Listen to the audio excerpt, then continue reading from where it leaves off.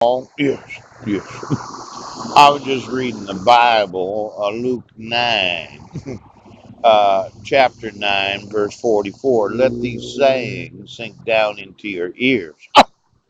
For the Son of Man shall be delivered into the hands of men. But they understood not this saying, and it was hid from them. They perceived it not, and they feared to ask him of that saying. That must have been frustrating. Yes. Jesus had said, let the saying sink down into your ears. Yes. But they didn't understand what he was saying. It was hid from them. They didn't perceive it. And they feared to ask him of that saying. Well, it's kind of like this. Yes. See, Jesus was talking to them. And he said, let this sink down into your ears. And they were like, I don't really understand what you're saying. But they didn't want to ask him. Yes. For whatever reason. Maybe they thought they looked stupid. Could you explain that to me one more time?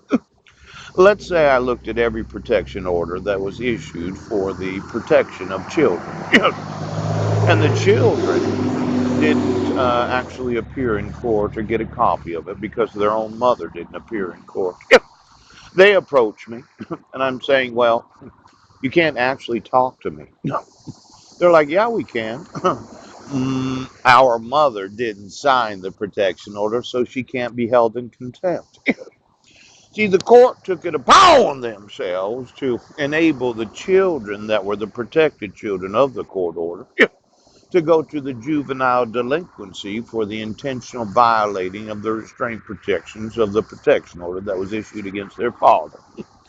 The same father that never got any notice or opportunity to be heard from any of the protection orders or the dissolution of marriage. Now, I know when I call the police, they're going to blame me for what they did. Yes, they are. And my sons are going to be corrupted. It's the corrupting of the minors. They're going to end up in the juvenile delinquency. Now, if you got me the juvies, yes, in every city and county of the United States, how many protection orders were issued against a parent where the individual was arrested that happened to be the minor named? Where they were actually charged with violating the restraint provisions of a protection order without the custodial parent appearing in court.